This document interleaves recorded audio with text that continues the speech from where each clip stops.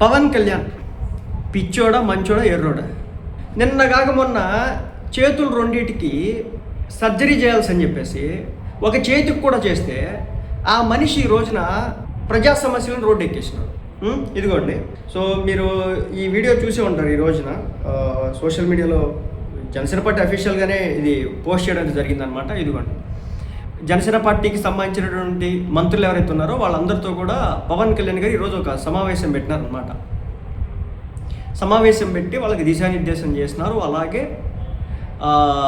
నాయకులతో కావచ్చు, ప్రభుత్వ ఉద్యోగులతో కూడా ఈరోజు కొన్ని మాట్లాడడం అయితే జరిగింది. నేను పిచ్చా ఎర్రా ఎందుకు, ఇంత ప్రజాపిచ్చుడు ఎందుకన్నానంటే ఈ వీడియో దాదాపు 1 minute పైనే ఉన్నట్టు.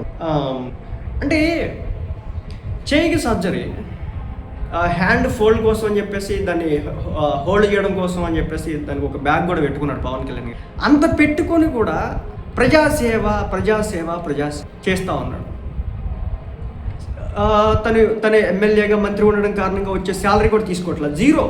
ఆంధ్ర రాష్ట్రం నుంచి పవన్ కళ్యాణ్ సంపాదించుకునేది ఏమన్నా ఉందంటే జీరో, శాలరీ రూపంలో జీరో, ఏం తీసుకోడు. అలాగే ఇలా అనారోగ్య సమస్యతో ఉండి వీళ్ళ వైఫ్ ఈరోజు ఏం చేస్తూ ఉంది, తిరుమల తిరుపతి దేవస్థానం మెట్లు ఎక్కింది అనమాట.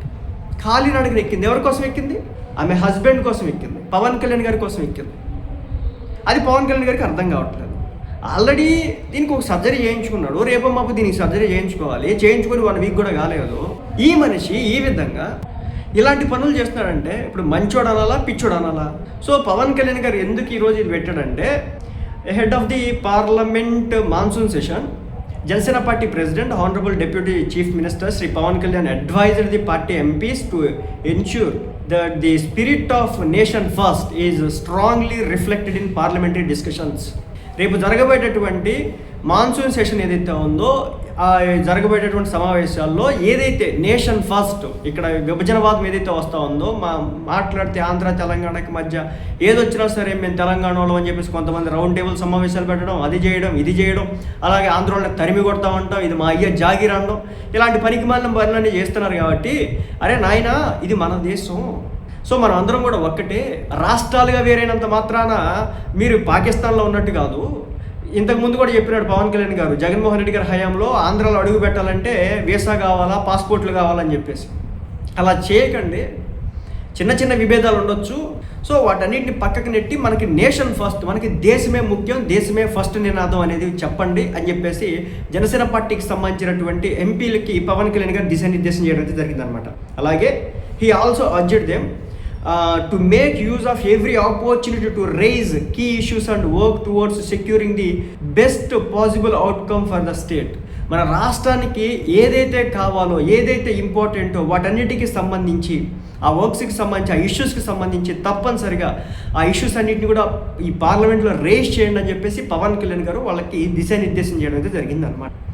అంటే నేను ఒకటే చెప్పాలనుకుంటున్నాను, ఇది అంత అవసరం కాదు పవన్ కళ్యాణ్ గారు. ఇదే మాటలో ఆయన వాట్సాప్ ద్వారా వాళ్ళకి షేర్ చేసేవచ్చు, లేదంటే ఒకసారి ఫోన్ కాల్ చేసి, సో పలానా బాలశౌరి గారు, పలానా టీటైమ్ ఉదయ్ గారు, అలాగే ఇప్పుడు కొత్తగా ఇంకొకళ్ళు వచ్చారనమాట, ఒక పార్లమెంటేరియన్ లింగంనేని రమేష్ గారు. సో లింగంనేని గారు ఒక ఫోన్ చేసి, లేదంటే జనసేన పార్టీ నుంచి ఒక ఫోన్ పంపించి, ఒక మెసేజ్, ఒక మెయిల్ పంపించి, మీరు ఇలా మాట్లాడండి పార్లమెంట్లో అని చెప్తే కనుక వాళ్ళు అదే మాట్లాడతారు.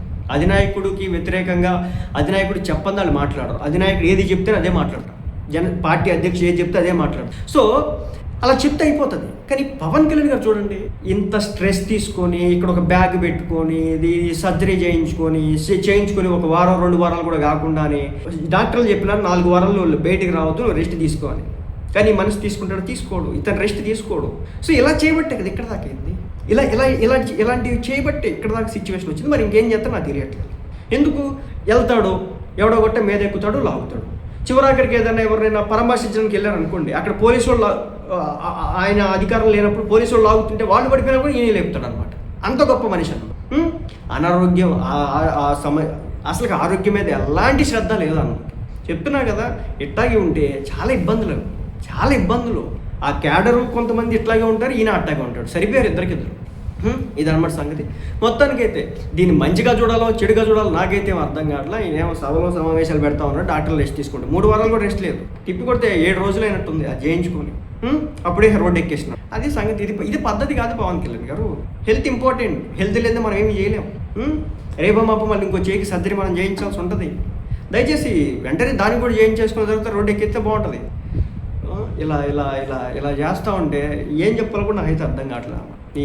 ఆయన జనం కోసమే చేస్తున్నాడు. ఆయన చెప్తున్నా కదా, జీరో, ₹1 తీసుకోవట్లేదు ఈరోజు జనం దగ్గర నుంచి, ₹1 తీసుకోవట్లేదు.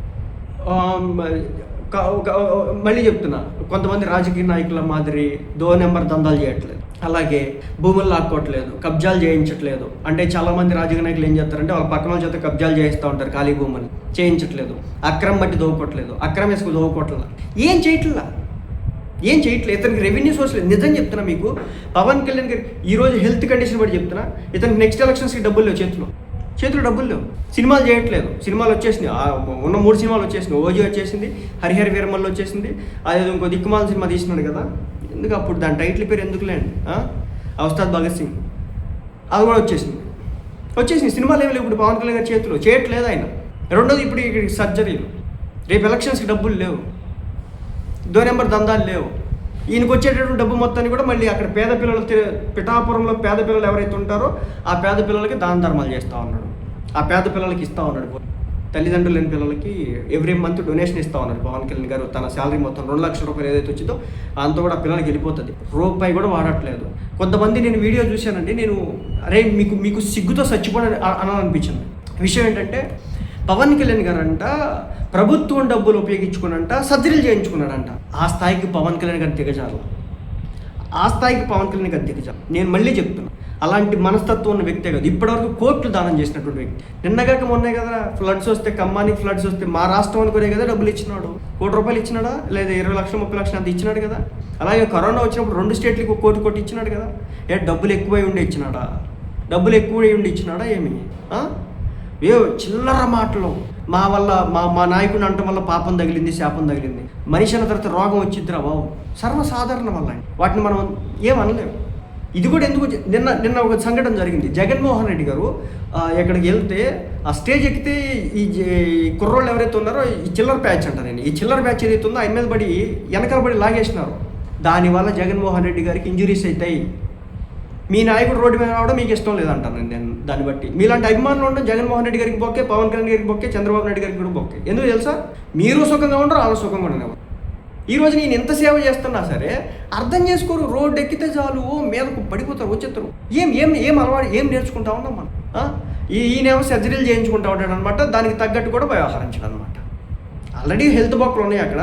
ఈయన వెన్నుకు సంబంధించి ఇష్యూ ఉంది, ఈ హ్యాండ్స్కి సంబంధించి, భుజాలకు సంబంధించి ఇష్యూ ఉంది. ఎక్కడ కేర్ తీసుకుంటున్నాడు ఈయన? 3 వారాలు కూడా కేర్ తీసుకోలేడా? 3 వారాలు కూడా చంద్రబాబు నాయుడు గారితో చెప్పాడంట, ఏమంటే నేను రమ్మంటారా రేపు నుంచి వచ్చేస్తానని. అయ్యో బాబోయ్, చంద్రబాబు నాయుడు గారు చెప్పారంట, వద్దు నాన్న నువ్వు కొంచెం కొంతకాలం రెస్ట్ తీసుకుని చేయించారు కదా అని చెప్పేసి. అట్ట ఉండదు మనోడు సినారియో. నాకు ఏమన్నా అర్థం కావట్లేదు పవన్ కళ్యాణ్ గారి విషయంలో. ఓ పక్కేమో ఆయన తిడతా ఉంటారు, తిట్టేవాళ్ళు నిజంగా సిగ్గుపడండి. మొత్తం సొంత డబ్బుతో చేయించుకున్నాడు, మొత్తం ప్రభుత్వం దగ్గర నుంచి ₹1 తీసుకోవట్లా, తన సొంత కార్లు వీలైనంత వరకు వాడుకుంటా ఉన్నాడు. అంత సొంతయ్యి, కాంట్రాక్టులు తీసుకోవట్లా, నెంబర్ దంతా బిజినెస్లు చేయట్లా, రౌడీ కుట్ర రాజకీయాలు చేయట్లా, లేదంటే రకరకాల ఫ్యాక్టరీలు పెట్టి దాంట్లో డబ్బు దోచుకోవట్లేదు. ఇలాంటి వ్యక్తి మీద కూడా ఇంకేడుతున్నారంటే దాన్ని నాకు అర్థం కావట్లా. మీకేం చెప్పాలో కూడా అర్థం చేసుకోండి.